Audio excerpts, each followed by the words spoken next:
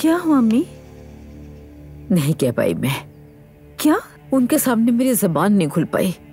तो फिर क्या कहा आपने? अल्लाह माफ करे, मुझे कहानी बना दी, वही जो नाश्ते पे सुनाई थी।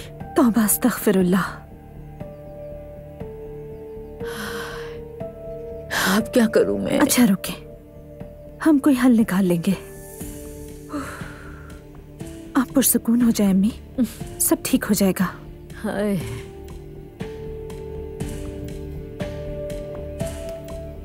मुझसे बातें छुपाई जा रही हैं। अब देखिएगा कि मैं क्या करती हूँ।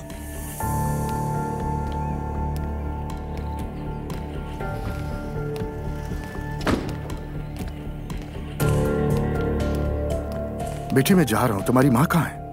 नूर आपा के कमरे में है, लगता है कि वो रो रही हैं। रो रही है?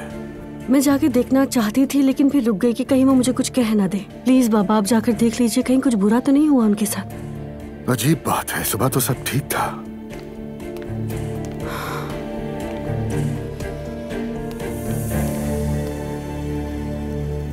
मैं जिंदगी भर नहीं बता पाऊंगी, बस दुआ करो कोई और ना बता दे उन्हें।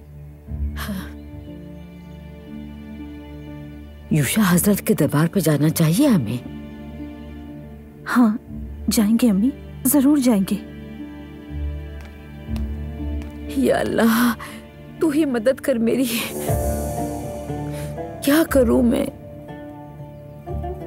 आप ऐसा करें कि हाँ, एलिफ को फोन करें, रिक्वेस्ट करें, उसे कहें कि वो बाबा को कुछ ना बताए और कोई रास्ता नहीं है। मैं उसे कह तो दूं, लेकिन वो तो बहुत नाराज थी, इससे बात और बिगड़ सकती है। क्या हो रहा है यहाँ? दुल्ला साहब, कुछ नहीं कुछ नहीं कुछ नहीं। मैंने तुम लोगों की बातें सुनी। तुम एलिफ खातून से क्या दरख्वास्त करने वाली थी बेगम? बेटी चलो तुम बताओ। बाबा जान माफ कीजिएगा, मुझे मेरा आपको बताना मुनासिब नहीं होगा, मुझे इजाजत दीजिए। मरियम बेगम ये क्या हो रहा है? कोई खास बात नहीं, अल्लाह की कसम। अगर तुम लोग मुझे कुछ नहीं बताओगे तो मैं खुद एलिफ खातून से जाकर पूछ लेता हूँ। रुके रुके रुके रुके,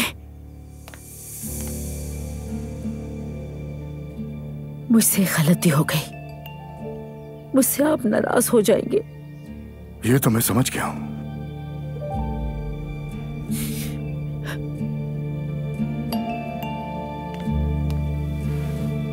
मुझे लगा था आपका एलिफ से कुछ मामला चल रहा है। क्या? आप खाने पर भी तो गए थे ना, उसकी चाल ढाल लिबास वगैरह देखकर मुझे शुबह हुआ आप दोनों पे। मरियम ये क्या बातें कर रही हो तुम? माफी मांगी उससे, बहुत माफी मांगी। क्या कहीं तुमने ये जाकर उससे भी तो नहीं कह दिया? मुझे लगा आप दोनों जर्मनी साथ गए हैं, मुझे गुस्सा आ गया, इसीलिए मैं ज़ैनब साहिबा से बात करने चली गई। मैं उनसे बात कर ही रही थी कि इतने में एलिफ आ गई और उसने सब कुछ सुन लिया।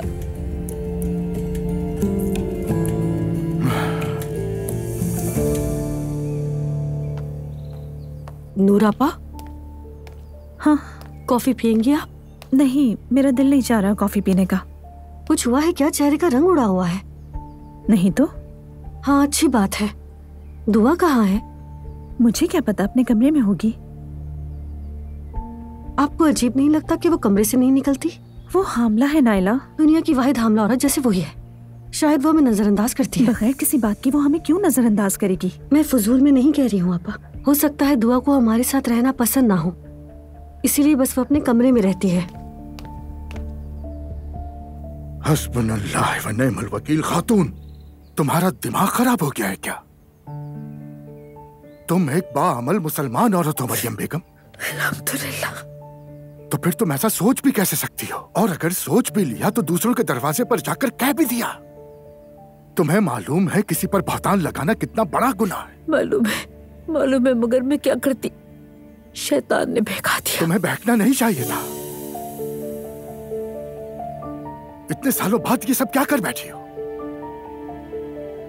तुम्हें एहसास भी है कि सबके सामने शर्मिंदा कर दिया मुझे।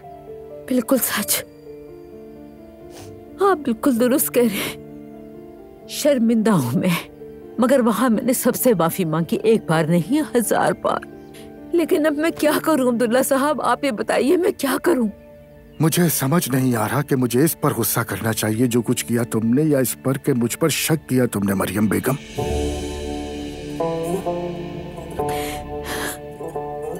मुझे तुमसे ये उम्मीद नहीं थी। अफसोस है तुम पर। सही कह रहे, बिल्कुल सही कह रहे। इतने सालों का साथ है हमारा, उसमें सिर्फ एक ही गलती की है।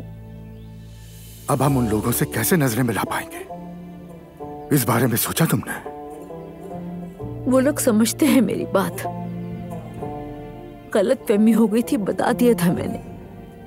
उन्होंने तुम्हें दीवानी समझकर तुम्हारी इज्जत रख ली होगी। हाय अब्दुल्ला साहब, माफी मांग रही हूँ, शर्मिंदा हो रही हूँ। आप समझ क्यों नहीं रहे, माफ क्यों नहीं कर रहे? मैंने उनसे भी कितनी बार माफी मांग ली है। मरियम खातून, अब मैं तुमसे क्या कहूँ, तुमने अपनी बहू के घर वालों में हमारा तमाशा बना दिया। बहुत मुबारक हो तुम्हें। माफ कर दे। तुम्हें ये करने से पहले सोचना था मरियम। ये सिर्फ उनके साथ ज्यादती नहीं थी, बल्कि मेरे साथ भी थी। ये इस बात का सबूत है कि तुम्हें अपने शौहर पर भी एतबार नहीं। अल्लाह तुम्हें अक्ल दे, और मैं क्या कह सकता हूँ, क्या कह सकता हूँ।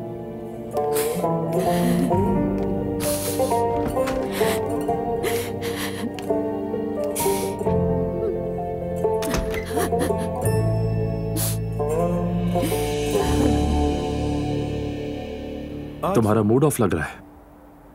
हाँ ऑफ है। क्या हुआ?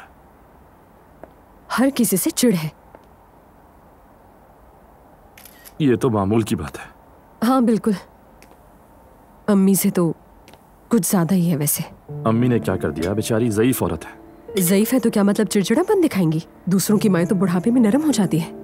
मेरी माँ का तो उम्र के साथ साथ जुल्म बढ़ता जा रहा है। मतलब सुमैया खाला भी उन लोगों में से जो अजीब अंदाज में बूढ़े होते हैं। कौन से लोग? देखो, बुढ़ापे की कई इकसाम होती हैं। सबसे आम है चिड़चिड़ा हो जाना।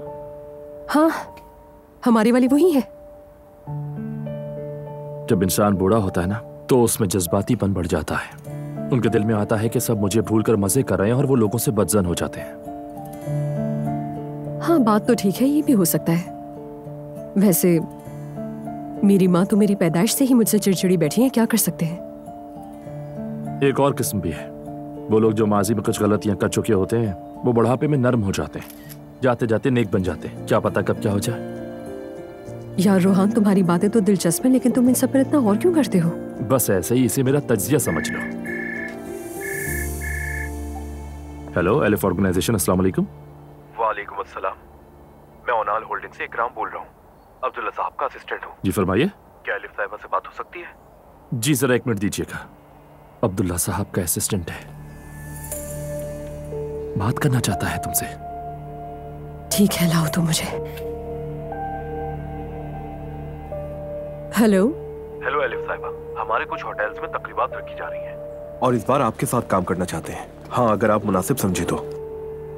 नहीं। माफ कीजिएगा, क्या कहा आपने?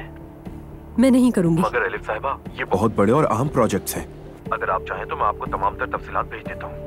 जहमत मत कीजिए, मुझे कोई दिलचस्पी नहीं। माजरत चाहता हूँ एलिफ साहिबा, बिला वजह वक्त ज़ाया किया आपका। कोई बात नहीं। खुदा हाफिज। खुदा हाफिज। क्या हुआ? काम के ऑफर दे रहे थे। ये तो बहुत अच्छी बात है।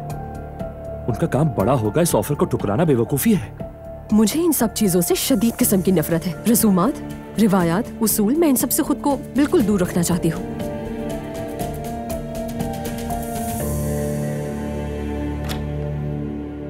सर, के अंदर आ सकता हूँ मैं? आ जाओ।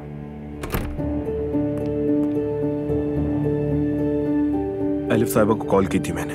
हाँ फिर? लेकिन उन्होंने कोई दिलचस्पी जाहिर नहीं की। क्या तुमने ये बताया था कि इस ऑफर में होटल और गर्म पानी का प्रोजेक्ट भी शामिल है? सच कहूं तो सर, उन्होंने मुझे कुछ बोलने ही नहीं दिया। समझ गया। ठीक है, शुक्रिया।